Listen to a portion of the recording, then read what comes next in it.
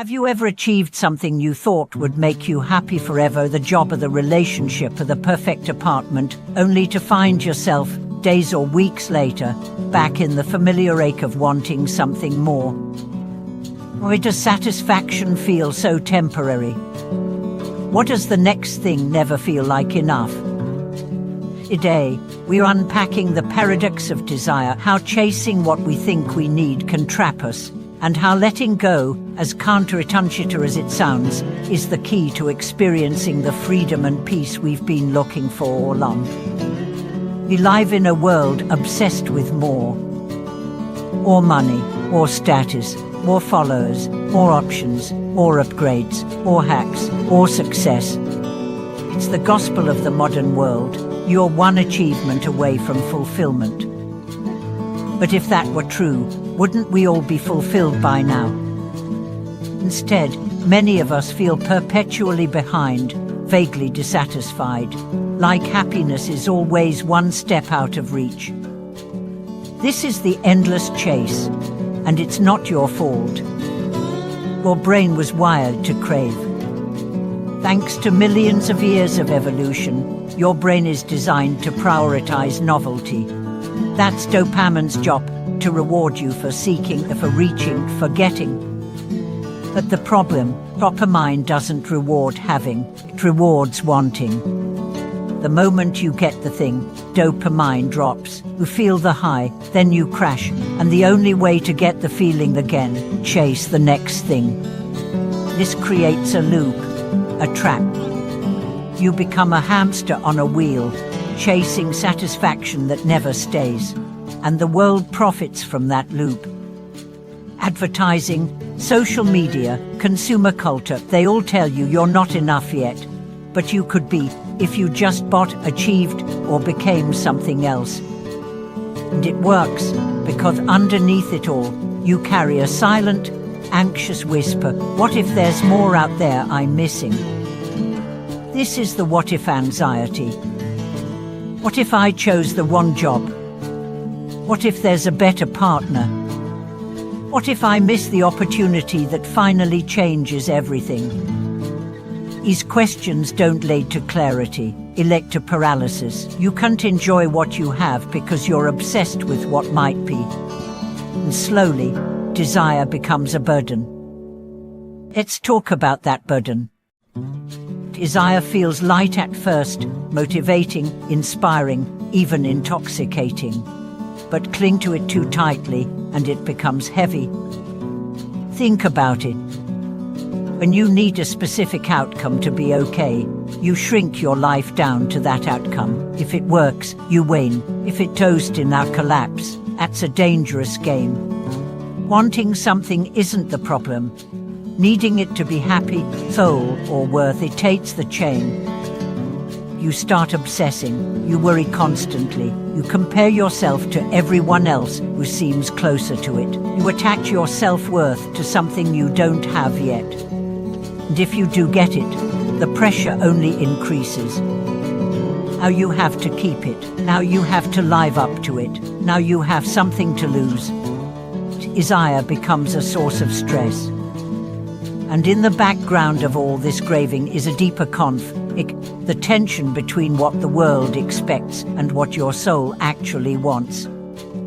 Society says hustle, achieve, impress, acquire. But your spirit, it whispers something softer, something simpler, something quieter. And often, that whisper gets drowned out. Because we are terrified of what letting go might feel like. We confuse detachment with indifference. But let's be clear, letting go isn't giving up. It's not apathy, it's not laziness, it's not pretending not to care. Letting go means loosening your grip, releasing your need to control every outcome, making peace with uncertainty. It means trusting. It means allowing space for life to move, for wisdom to emerge, for unexpected paths to unfold. Detachment is the courage to live without guarantees. And in that space, you find something shocking: freedom. Because once you release your obsession with needing life to look a certain way, you open up to the life that's actually trying to happen. You start saying yes to what's here, instead of chasing what's not. You stop fighting reality and start dancing with it. You discover that the moment you stop needing things to be different, they start to feel right. But how do you do this in real life? Let's talk about practical paths to peace. Mindful observation. Start with awareness. Pay attention to your desire, not to judge them, but to see them. Ask yourself, what do I think this desire will give me? What am I afraid will happen if I don't get it? Can I hold this lightly instead of clinging to it? Even this simple reflection can create space. The power of enough. Practice contentment by naming what is enough in your life right now. Try this. At the end of the day, write down 3 things that were sufficient, not amazing, not perfect, just enough. You'll begin to notice how often life already gives you what you need. Action without attachment. Go after your goals, dream big, or do it with open hands. Show up fully, give your best, but release the need for a specific outcome. This is the paradox. The less you need something to happen, the more powerfully you show up to make it happen. Because you're not acting from fear, you're acting from freedom. And what happens when you live like this? Everything shifts. Your relationships become less needy. You stop looking to others to complete you and start loving more purely. Your career becomes less pressured. You take risks without panic. You speak up without fear. You trust the process. Your body relaxes, your mind clears, your energy returns. You stop leaking power into worry. You reclaim it for the present. And this presence, it's magnetic. People feel it. Life responds to it. This is the ripple effect of release. You become lighter, freer, more joyful. You don't live in regret over the past. You don't panic about the future. You live now. And this now becomes enough. In letting go of control, you discover peace. In releasing the chase, you find clarity. In surrendering your grasp, you receive more than you imagined. This is the paradox of desire. Wanting is human, but clinging is suffering, and letting go is liberation. So here's your invitation. Take one desire today and loosen your grip.